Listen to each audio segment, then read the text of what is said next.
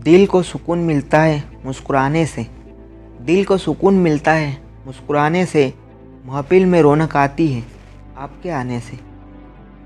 नमस्कार दोस्तों, आपका अपने चैनल फैक्टो फैक्ट्री पर स्वागत है। आज हम आपके लिए लेकर आए हैं प्राचीन भारत के इतिहास सीरीज के अंतर्गत सिंधु घाटी सभ्यता की दूसरी वीडियो। सिंधु घाटी सभ्यता का भाग 1 पहले आ चुका है, तो आप उस वीडियो को पहले पूरा देख लें। उस वीडियो की लिंक नीचे डिस्क्रिप्शन में दी गई है। आज हम सिंधु घाटी सभ्यता की वीडियो के भाग 2 के अंतर्गत प्रमुख नगर, विशेषताएं और पतन के कारण पढ़ेंगे। इसके बाद एक और वीडियो आएगी जिसमें आपके लिए सिंधु घाटी सभ्यता से संबंधित विभिन्न प्रश्न होंगे जो विभिन्न प्रतियोगी परीक्षाओं में पूछे जाते हैं, तो परीक्षा की दृष्टि से अति महत्वपूर्ण है। पिछली वीडियो में हमने सिंधु घाटी सभ्यता का कार्यकाल, खोज, नामकरण आदि चीज़ें पढ़ ली है, तो अब हम इसके आगे शुरू करते हैं। सिंधु घाटी सभ्यता की विशेषताएं। अब हम सबसे पहले सिंधु घाटी सभ्यता की विशेषताएं देखेंगे। पहली विशेषता, यह सभ्यता विश्व की सबसे प्राचीन सभ्यताओं में से एक है। इस समय मेसोपोटामिया की सभ्यता इसके पश्चिम में इराक ईरान क्षेत्र में विकसित थी। दूसरी विशेषता, यह सभ्यता मात्र सत्तात्मक महिला प्रधान थी। महिलाओं को सर्वोच्च अधिकार प्राप्त थे व मात्र देवी की पूजा की जाती थी।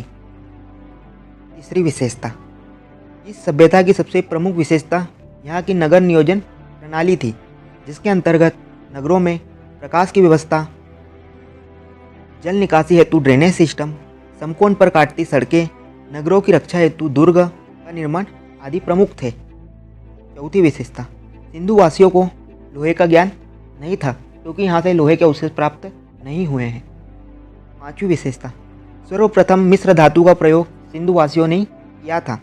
इन्होंने कॉपर और टीन को मिलाकर कांसा नामक मिश्र धातु का निर्माण किया था। छठी विशेषता, सर्वप्रथम कपास की खेती सिंधु वासियों ने की थी। यह कपास को सेंडोम कहते थे। सातवीं विशेषता, सर्वप्रथम सोने चांदी का प्रयोग सिंधु घाटी सभ्यता में किया गया था।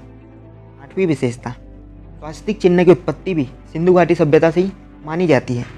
नौवीं विशेषता, सिंधु वासियों को लिपि का ज्ञान था। इनकी लिपि को भाव चित्रात्मक लिपि कहा जाता है। 10वीं विशेषता, सेल खड़ी व पक्की मिट्टी से बनी मुद्राओं और मुहरों का प्रयोग यह करते थे। 11वीं विशेषता, पक्की ईंटों का प्रयोग। सिंधुवासी घरों के निर्माण में पक्की ईंटों का प्रयोग करते थे। 12वीं विशेषता, सीलिंग व्यवस्था का प्रयोग। सिंधुवासी अपने सामान को आयात निर्यात के दौरान सील लगाते थे। ये थी सिंधु घाटी सभ्यता की प्रमुख विशेषताएं। अब हम देखेंगे सिंधु घाटी सभ्यता के प्रमुख नगर। सबसे पहले हड़प्पा नगर। हड़प्पा नगर रावी नदी के किनारे बसा था। इसकी खोज 1921 में दयाराम साहनी द्वारा करी गई थी। यह वर्तमान में पाकिस्तान के माउंट गोमरी क्षेत्र में है। यह एक टीला है जिसे माउंट एबी भी कहा गया है। हड़प्पा से प्राप्त कुछ अन्य चीज़ें। 6 अन्न भंडार एक लाइन में, कुम्हार का चक्र, हाथी का कपाल, खोपड़ी, श्रमिक आवास, स्वास्तिक चिन्ह, लकड़ी की ओखली, लकड़ का ताबूत, RH-37 कब्रिस्तान, ये सभी चीज़ें हमें हड़प्पा नगर से प्राप्त हुई है। अब दूसरा जो नगर है वह है मोहनजोदड़ो नगर।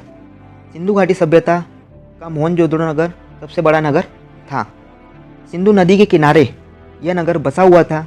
इसकी खोज 1922 में राखलदास बनर्जी द्वारा हुई थी। वर्तमान में पाकिस्तान के लरकाना जिले में स्थित है। इसे मृतकों का टीला भी कहा जाता है। यह सिंधु घाटी सभ्यता का सबसे बड़ा नगर था। यहाँ से प्राप्त चीज़ें, विशाल स्नानागार, इसकी लंबाई 39 फीट, चौड़ाई 23 फीट व गहराई 8 फीट है। यहाँ से एक नृत्यिका की मूर्ति, संत की मूर्ति, एक सिंह वाले बैल की मूर्ति, एक सभा भवन और सबसे बड़ी इमारत अन्नागार प्राप्त हुई है। तीसरा नगर है लोथल नगर। लोथल नगर भोगवा नदी के किनारे बसा हुआ था। इसकी खोज 1955 व 1962 में रंगनाथ राव द्वारा की गई थी। वर्तमान में गुजरात का अहमदाबाद जिला इसके अंतर्गत आता है। यह सबसे प्राचीन बंदरगाह था। यह 6 भागों में नगर विभाजित था। यहाँ से चावल के अवशेष व घोड़े के अस्थिपंजर मिले हैं। चौथा नगर कालीबंगन नगर। घग्गर नदी के किनारे यह नगर बसा हुआ था। खोज 1953 में बी लाल एवं बी के थापर द्वारा करी गई थी। कालीबंगन का शाब्दिक अर्थ है काले रंग की चूड़ियाँ। यहाँ से जुते हुए खेत, हवन कुंड के अवशेष व ऊँट के अवशेष प्राप्त हुए हैं। यह क्षेत्र वर्तमान में राजस्थान के अंतर्गत आता है। पांचवा नगर धोलावीरा। इसकी खोज 1990-91 में रविंद्र सिंह बिष्ट द्वारा करी गई थी। वर्तमान में गुजरात के कच्छ जिले के अंतर्गत आता है। यहाँ पर नगर 3 भागों में विभाजित था। भारत अधीन सबसे बड़ा नगर है यह। छठा नगर सूरकोटड़ा। दास और मकरान नदी के किनारे गुजरात में यह नगर स्थित था। यहाँ से घोड़े के अस्थिपंजर प्राप्त हुए हैं। सातवां नगर चहूदड़ो। सिंधु नदी के किनारे बसा इस नगर की खोज 1931 में गोपाल मजूमदार के द्वारा की गई थी। वर्तमान में यह सिंध प्रांत पाकिस्तान में आता है। यहाँ से महिला प्रसाधन सामग्री प्राप्त हुई है, जैसे कंघी, लिपस्टिक व अन्य सामान। यह बिना दुर्ग का नगर था। आठवां नगर रंगपुर। मादर नदी गुजरात के किनारे बसा हुआ यह नगर है। इसकी खोज 1953-54 में रंगनाथ राव द्वारा करी गई थी। यहाँ से धान की भूसी प्राप्त हुई थी। तो यह थे सिंधु घाटी सभ्यता के प्रमुख नगर। अब हम देखेंगे नदियों के किनारे बसे नगर। हड़प्पा नगर रावी नदी के किनारे बसा हुआ था।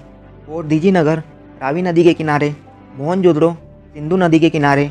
चहूदड़ो सिंधु नदी के किनारे। लोथल भोगवा नदी के किनारे। बालाकोट अरब सागर के मुहाने पर। सुक्ता गेंडोर, मकरान और दासका नदी के किनारे पर यह एक बंदरगाह था। रंगपुर मादर नदी के किनारे। रोपड़ सतलज नदी के किनारे। कालीबंगन घग्गर नदी के किनारे। आलमगीरपुर हिंडन नदी के किनारे। बनवाली व्यास नदी के किनारे। मांदा चेनाब नदी के किनारे। तो अब हमने नदियों के किनारे बसे नगर देख लिए हैं। तो अब हम देखेंगे सिंधु घाटी सभ्यता के पतन के कारण। इस सभ्यता के पतन के कारणों को लेकर विभिन्न इतिहासकारों में मतभेद हैं, लेकिन हम आपको कुछ प्रमुख कारण बताते हैं। पहला कारण है आर्यों का आक्रमण। दूसरा कारण है परिवर्तन करने में सफल नहीं। माना जाता है कि सिंधु घाटी सभ्यता के लोग परिवर्तन करने में सफल नहीं हो पाए। जो व्यवस्था पीढ़ियों से चली रही थी उसमें वक्त के अनुसार उन्होंने परिवर्तन नहीं किया। जलवायु परिवर्तन। माना जाता है कि जलवायु परिवर्तन सिंधु घाटी सभ्यता के पतन में सबसे मुख्य भूमिका निभाता है। बाढ़। माना जाता है कि बाढ़ के कारण भी सिंधु घाटी सभ्यता का पतन हुआ होगा। प्राकृतिक आपदाएं। प्राकृतिक आपदाएं बहुत सारी जिनके कारण सिंधु घाटी सभ्यता का पतन हुआ होगा, जैसे बार बार अकाल पड़ना, बाढ़ आना, सूखा पड़ना, इन सभी को प्राकृतिक आपदाओं के अंतर्गत पड़ेंगे। महामारी का फैलना। माना जाता है कि सिंधु घाटी सभ्यता का पतन महामारी के कारण हुआ था। उस समय कोई ऐसी महामारी फैली होगी जिसका उस समय कोई इलाज न होगा, इस कारण पूरी सिंधु घाटी सभ्यता का पतन हो गया था। तो यह थे कुछ सिंधु घाटी सभ्यता के पतन के कारण। तो दोस्तों, इसी के साथ हमारी सिंधु घाटी सभ्यता की वीडियो का अंत होता है। आप इन दोनों वीडियो को अच्छी तरह से देखें व अच्छे से पढ़ें। आप दोनों वीडियो देखने के बाद कमेंट में ज़रूर बताएं कि वीडियो कैसी है। आपको कोई परेशानी आती है तो वह भी कमेंट में ज़रूर लिख दें। वीडियो को लाइक करें, शेयर करें और चैनल को सब्सक्राइब करना ना भूलें। और आप हमें वीडियो के बारे में भी ज़रूर बताएं, वीडियो कैसी है। हमसे कोई गलती हो गई हो तो वह भी हमें ज़रूर बताएं। आपके लिए जल्द ही एक प्रश्नोत्तरी वीडियो भी आएगी। तो चलिए, धन्यवाद।